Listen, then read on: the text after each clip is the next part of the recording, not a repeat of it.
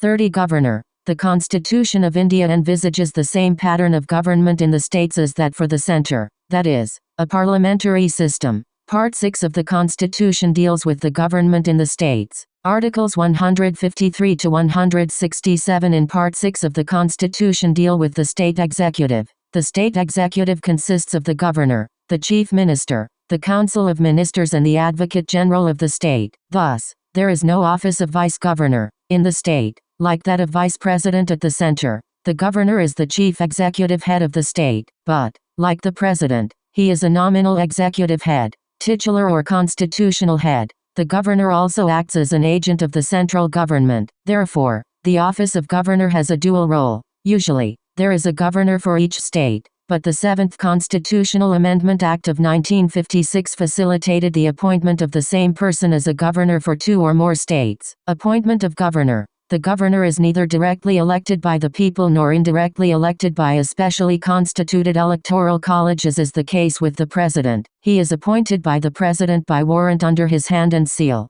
In a way, he is a nominee of the central government, but, as held by the Supreme Court in 1979, the office of governor of a state is not an employment under the central government. It is an independent constitutional office and is not under the control of or subordinate to the central government. The draft constitution provided for the direct election of the governor on the basis of universal adult suffrage, but the Constituent Assembly opted for the present system of appointment of governor by the president because of the following reasons. 1. The direct election of the governor is incompatible with the parliamentary system established in the states. 2. The mode of direct election is more likely to create conflicts between the governor and the chief minister. 3. The governor being only a constitutional, nominal head, there is no point in making elaborate arrangements for his election and spending huge amount of money. 4. The election of a governor would be entirely on personal issues. Hence, it is not in the national interest to involve a large number of voters in such an election. 5. An elected governor would naturally belong to a party and would not be a neutral person and an impartial head. 6. The election of governor would create separatist tendencies and, thus affect the political stability and unity of the country. 7. The system of presidential nomination enables the center to maintain its control over the states. 8. The direct election of the governor creates a serious problem of leadership at the time of a general election in the state. 9. The chief minister would like his nominee to contest for governorship. Hence, a second-rate man of the ruling party is elected as governor. Therefore, the American model, where the governor of a state is directly elected, was dropped, and the Canadian model, where the governor of a province, state, is appointed by the Governor-General, Centre, was accepted in the Constituent Assembly. The Constitution lays down only 2 qualifications for the appointment of a person as a governor. These are: 1. He should be a citizen of India. 2. He should have completed the age of 35 years. Additionally, 2 conventions have also developed in this regard over the years. First, he should be an outsider, that is, he should not belong to the state where he is appointed, so that he is free from the local politics. Second, while appointing the governor, the president is required to consult the chief minister of the state concerned, so that the smooth functioning of the constitutional machinery in the state is ensured. However, both the conventions have been violated in some of the cases. Conditions of governor's office. The Constitution lays down the following conditions for the governor's office. 1. He should not be a member of either House of Parliament or a House of the state legislature. If any such person is appointed as governor, he is deemed to have vacated a seat in that house on the date on which he enters upon his office as the governor. 2. He should not hold any other office of profit. 3. He is entitled without payment of rent to the use of his official residence, the Raj Bhavan. 4. He is entitled to such emoluments, allowances and privileges as may be determined by Parliament. 5. When the same person is appointed as the governor of 2 or more states, the emoluments and allowances payable to him are shared by the states in such proportion as determined by the president. 6. His emoluments and allowances cannot be diminished during his term of office. In 2018, the Parliament has increased the salary of the governor from 1.10 rupees lakh to 3.50 rupees lakh per month.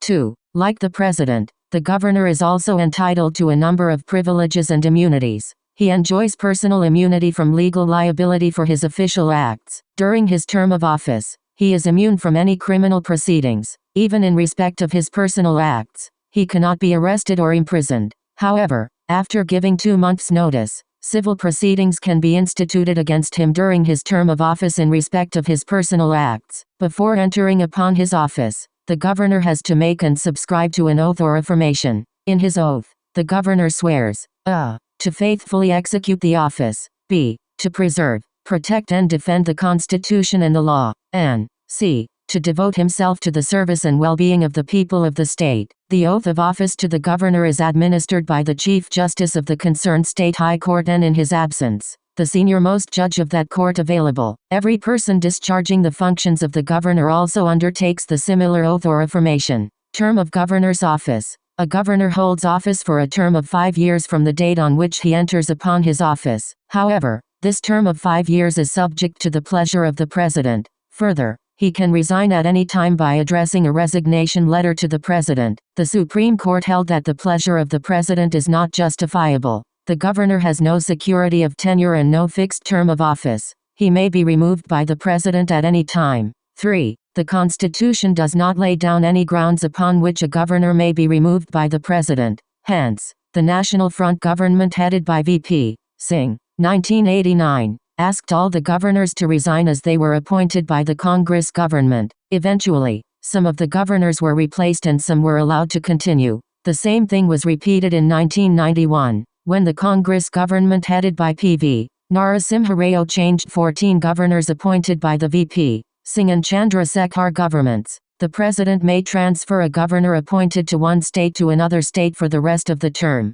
Further, a governor whose term has expired may be reappointed in the same state or any other state. A governor can hold office beyond his term of 5 years until his successor assumes charge. The underlying idea is that there must be a governor in the state and there cannot be an interregnum. The president can make such provision as he thinks fit for the discharge of the functions of the governor in any contingency not provided for in the Constitution. For example, the death of a sitting governor. Thus, the Chief Justice of the concerned state high court may be appointed temporarily to discharge the functions of the governor of that state. Powers and functions of governor. A governor possesses executive, legislative, financial and judicial powers more or less analogous to the President of India. However, he has no diplomatic, military or emergency powers like the president. The powers and functions of the governor can be studied under the following heads. 1. Executive powers. 2. Legislative powers. 3. Financial powers. 4. Judicial powers. Executive powers.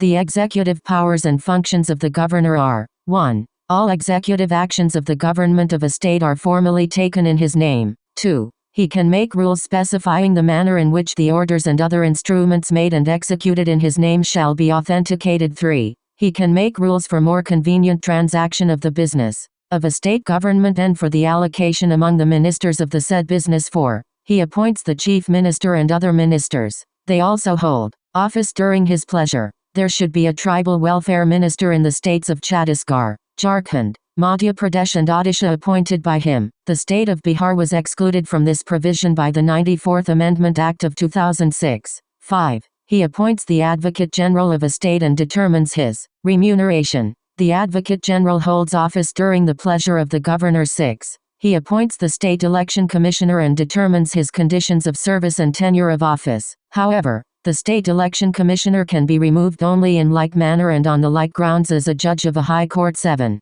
He appoints the chairman and members of the State Public Service Commission. However, they can be removed only by the president and not by a governor. 8. He can seek any information relating to the administration of the affairs of the state and proposals for legislation from the chief minister. 9. He can require the chief minister to submit for the consideration of the Council of Ministers any matter on which a decision has been taken by a minister but which has not been considered by the Council. 10. He can recommend the imposition of constitutional emergency in a state to the president. During the period of president's rule in a state, the governor enjoys extensive executive powers as an agent of the president. 11. He acts as the chancellor of universities in the state. He also appoints the vice-chancellors of universities in the state. Legislative powers. A governor is an integral part of the state legislature. In that capacity, he has the following legislative powers and functions. 1. He can summon or prorogue the state legislature and dissolve the state legislative assembly.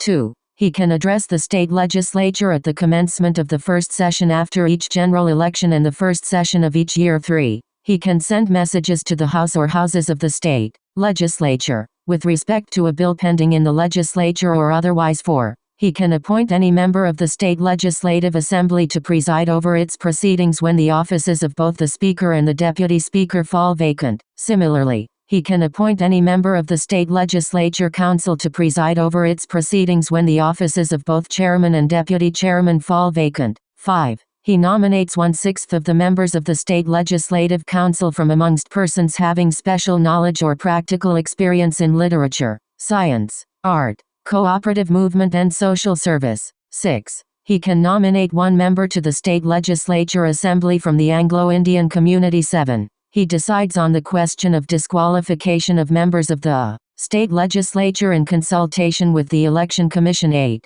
When a bill is sent to the governor after it is passed by state legislature, he can a. give his assent to the bill, or b. withhold his assent to the bill, or c. return the bill, if it is not a money bill, for reconsideration of the state legislature. However, if the bill is passed again by the state legislature with or without amendments, the governor has to give his assent to the bill, or d. reserve the bill for the consideration of the president. In one case such reservation is obligatory, that is, where the bill passed by the state legislature endangers the position of the state high court. In addition, the governor can also reserve the bill if it is of the following nature: for I. ultra vires, that is, against the provisions of the Constitution; 2. opposed to the directive principles of state policy; 3. against the larger interest of the country; 4. of grave national importance. v. dealing with compulsory acquisition of property under Article the Constitution 9. He can promulgate ordinances when the state legislature is not in session. These ordinances must be approved by the state legislature within 6 weeks from its reassembly. He can also withdraw an ordinance anytime. This is the most important legislative power of the governor. 10. He lays the reports of the State Finance Commission, the State Public Service Commission and the Comptroller and Auditor General relating to the accounts of the state, before the state legislature. Financial powers. The financial powers and functions of the governor are: 1. He sees that the annual financial statement, state budget, is laid before the state legislature. 2. Money bills can be introduced in the state legislature only with his prior recommendation. 3. No demand for a grant can be made except on his recommendation. 4. He can make advances out of the contingency fund of the state to meet any unforeseen expenditure. 5. He constitutes a finance commission after every 5 years to review the financial position of the panchayats and the municipalities. Judicial powers. The judicial powers and functions of the governor are: 1. He can grant pardons, reprieves, respites and remissions of punishment or suspend, remit and commute the sentence of any person convicted of any offense against any law relating to a matter to which the executive power of the state extends. 5. 2. He is consulted by the president while appointing the judges of the concerned state high court. 3. He makes appointments, postings and promotions of the district judges in consultation with the state high court. 4. He also appoints persons to the judicial service of the state, other than district judges, in consultation with the state high court and the state public service commission. Now, we will study in detail the 3 important powers of the governor: veto power, ordinance-making power and pardoning power, by comparing them with that of the president. Table 30.1 Comparing veto powers of president and governor. President. With regard to ordinary bills. Governor. With regard to ordinary bills. Every ordinary bill, after it is passed after it is passed by both the houses of the legislative assembly in case parliament either singly or at a joint of a unicameral legislature or by sitting, is presented to the president both the houses in case of a for his assent. He has 3 bicameral legislature either in the alternatives, first instance or in the second one. He may give his assent to the instance, is presented to the bill. The bill then becomes an act. Governor for his assent. He has 4. 2. He may withhold his assent to alternatives. The bill. When a state bill is reserved by the when the governor reserves a bill governor for the consideration of the president. The president has president. He will not have any 3 alternatives. Further role in the enactment of the he may give his assent to bill. If the bill is returned by the bill then president for the reconsideration of becomes an act. The House. Constitutional position of governor. The Constitution of India provides for a parliamentary form of government in the states as in the centre. Consequently, the governor has been made only a nominal executive. The real executive constitutes the Council of Ministers headed by the Chief Minister. In other words, the governor has to exercise his powers and functions with the aid and advice of the Council of Ministers headed by the Chief Minister, except in matters in which he is required to act in his discretion, i.e., without the advice of ministers. In estimating the constitutional position of the governor, particular reference has to be made to the provisions of Articles 154, 163 and 164.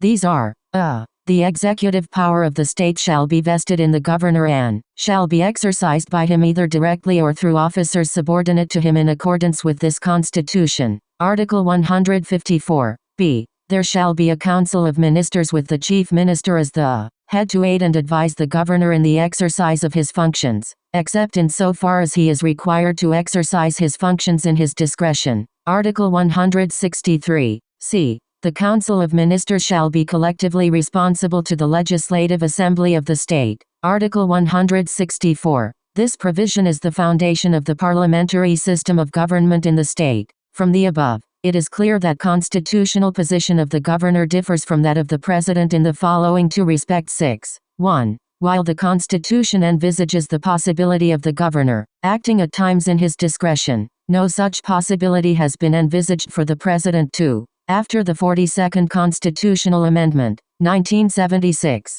ministerial advice has been made binding on the President, but no such provision has been made with respect to the Governor. The Constitution makes it clear that if any question arises whether a matter falls within the Governor's discretion or not, the decision of the Governor is final and the validity of anything done by him cannot be called in question on the ground that he ought or ought not to have acted in his discretion. The Governor has constitutional discretion in the following cases. 1. Reservation of a bill for the consideration of the President. 2. Recommendation for the imposition of the President's rule in the state. 3. While exercising his functions as the administrator of an adjoining Union territory, in case of additional charge. 4. Determining the amount payable by the government of Assam, Meghalaya, Tripura and Mizoram to an autonomous tribal district council as royalty accruing from licenses for mineral exploration. 7. 5. Seeking information from the Chief Minister with regard to the administrative and legislative matters of the state, in addition to the above constitutional discretion,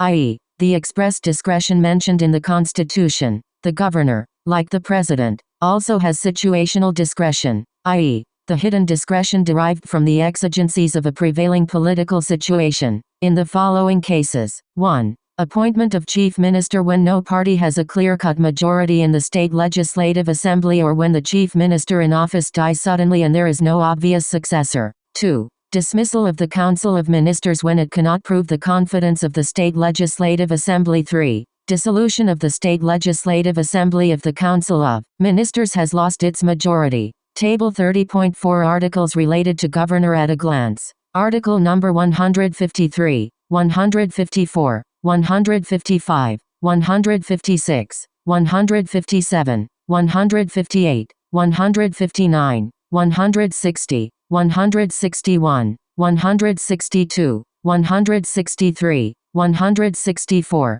165, 166, 167. Subject matter: Governors of states, executive power of state, appointment of governor, term of office of governor, qualifications for appointment as governor, conditions of governor's office, oath or affirmation by the governor, discharge of the functions of the governor in certain contingencies, power of the governor to grant pardons and others, extent of executive power of state, council of ministers to aid and advise the governor, other provisions as to ministers like appointments, term, salaries, and others, Advocate General for the state, conduct of business of the government of a state, duties of the chief minister regarding furnishing of information to the governor, and so on. 174, 175, 176, 200, 201, 213, 217, 233, 234. Sessions of the state legislature, prorogation and dissolution. Right of the governor to address and send messages to the House or Houses of state legislature. Special address by the governor.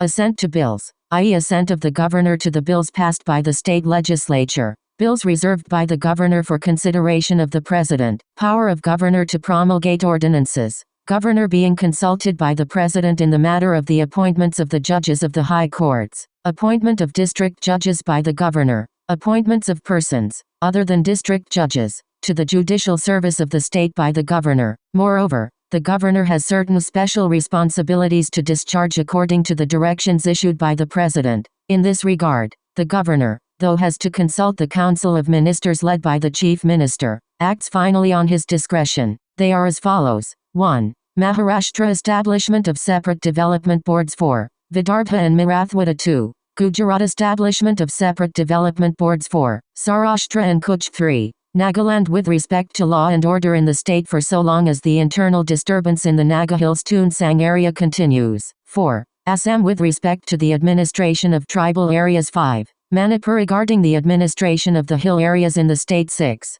Sikkim for peace and for ensuring social and economic advancement of the different sections of the population 7. Arunachal Pradesh with respect to law and order in the state 8. Karnataka, establishment of a separate development board 4. Hyderabad Karnataka region 8. Thus, the constitution has assigned a dual role to the office of a governor in the Indian federal system. He is the constitutional head of the state as well as the representative of the center, i.e., president. Notes and references 1. Constituent Assembly Debates, Volume 4, pages 588-607. 2. Vide the Finance Act, 2018, with effect from January 1, 2016. This act amended the Governors, Emoluments, Allowances and Privileges Act, 1982. 3. Surya Narayan v. Union of India, 1982. 4. Sali Sarabji, The Governor, Sage or Saboteur, Raleigh Books, New Delhi, 1985, page 25. 5. For the meanings of these legal terms, see Pardoning Power of the President under Chapter 17. 6. MP. Jain, Indian Constitutional Law, Wadhwa, 4th ed., page 186. 7. Paragraph 9. 2. Of the 6th schedule says, if any dispute arises as to the share of such royalties to be made over to a district council, it shall be referred to the governor for determination, and the amount determined by the governor in his discretion shall be deemed to be the amount payable to the district council and the decision of the governor shall be final. The 6th schedule contains the provisions as to the administration of tribal areas in the states of Assam, Meghalaya, Tripura and Mizoram 8. This provision was added by the 98th Constitutional Amendment Act of 2012, 31